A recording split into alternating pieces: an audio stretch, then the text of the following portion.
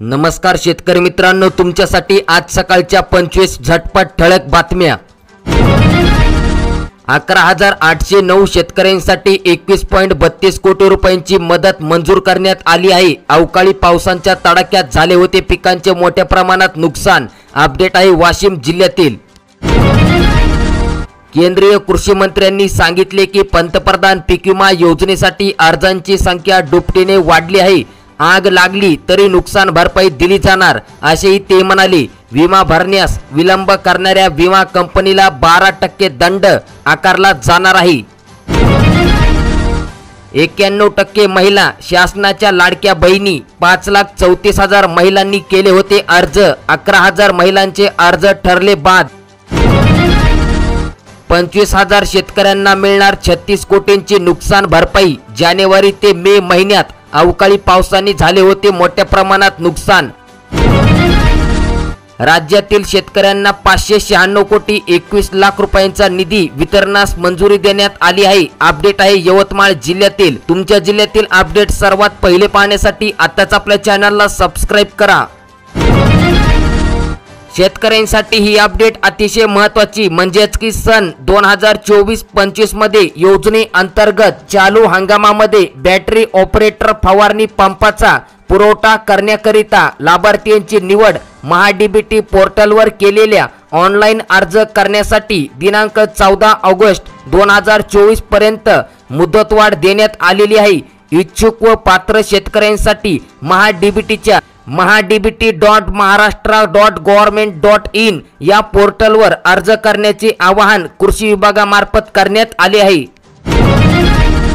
केंद्र आणि राज्य सरकारने पीक विमा कंपनीकडे भरले 421 कोटी 93 लाख रुपये। 11.5 लाख अर्ज। एका छत्रपती संभाजीनगर जिल्ह्यातील 4.5 लाख शेतकऱ्यांनी पीक विमा संरक्षित केले आहे।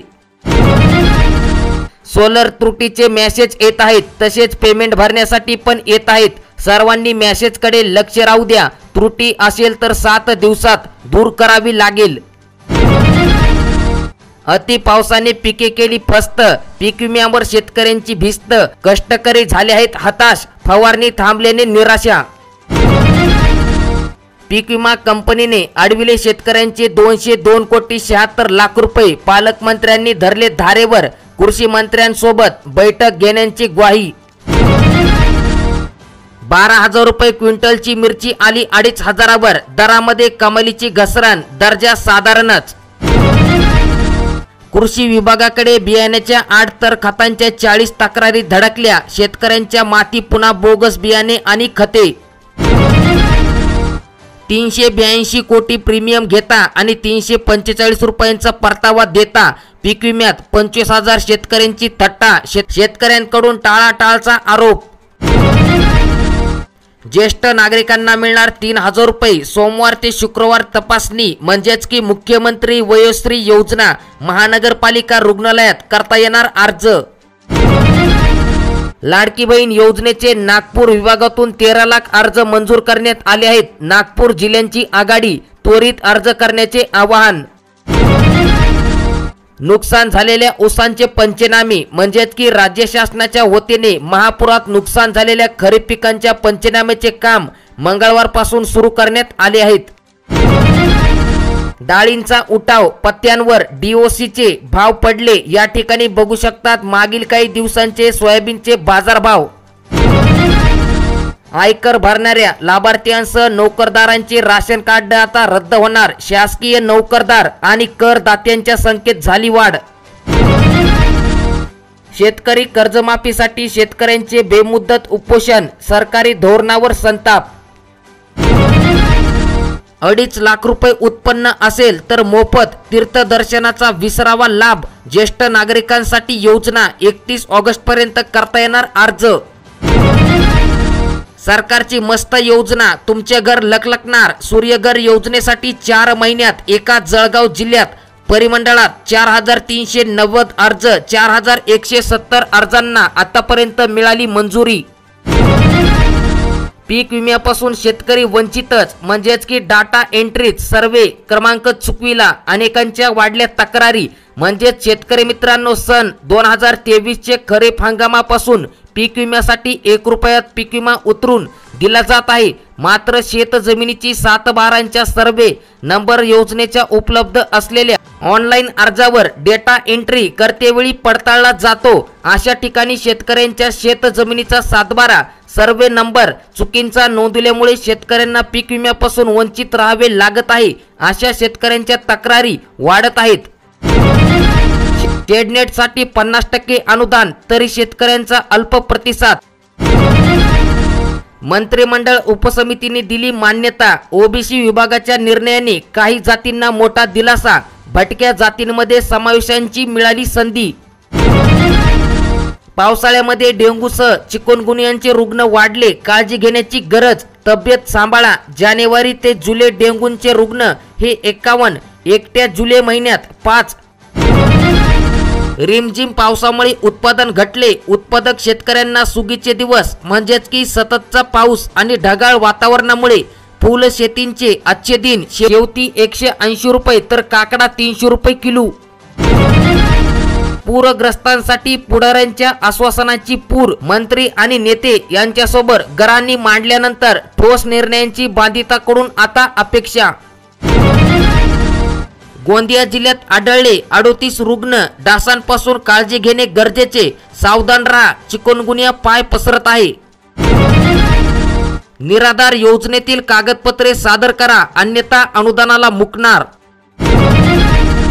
1.57 लाख म्हणजेच की 1,57,000 कोटी रुपये स्वाहा। भारतासह युरोप, अमेरिकेतील बाजारामध्ये दुसऱ्या दिवशी घसरण। 37,000 शेतकऱ्यांसाठी 27 कोटी रुपये परताव्याची अपेक्षा। 2 महिने झाली तरी विमा परताव्याची रक्कम अजून प्रतीक्षेत। अपडेट आहे रत्नागिरी जिल्ह्यातील। तुमचा जिल्हा तुम्ही आम्हाला नक्कीच कमेंट करा। दारासमोर कार तरी घेत आहेत राशन धान्य। घरासमोर लाभार्थ्यांच्या पाट्या लावा। न्यायालयात याचिका दाखल, शासनाने मागवल्या सूचना। पोखरा योजना आली संपुष्टात, शेतकऱ्यांना दुसऱ्या टप्प्याची प्रतीक्षा। एका अकोला जिल्ह्यात पोखरातून 10 तर इतर योजनेतून मिळाले 2 शेडनेट। सोयाबीनवर पिवळा मोझाईक, कापसावर बोंड अळी। पावसामुळे पिके पडली पिवळी, किडींचे आक्रमक। फवारणी पंप 100% अनुदानावर अर्ज केला आहे का? केला नसेल तर 14 ऑगस्ट पर्यंत मुदतवाढ करण्यात आली। सोयाबीन कपाशीसाठी कृषी विभागांची योजना। पुराचे पाणी शिरले शेतात आणि घरामध्ये, पिकांचे झाले कोट्यवधींचे मोठे नुकसान। पाण्यामुळे 12 मार्ग बंद, 8 बंधारे पाण्याखाली, 45 कुटुंबे स्थलांतरित। अपडेट आहे पंढरपूर येथील। प्रशासनाचे आवाहन, मुख्यमंत्री माझी लाडकी बहीण योजना अर्ज नामंजूर झाला असेल तर त्रुटी पूर्ण करून पुन्हा अर्ज करण्याचे आवाहन।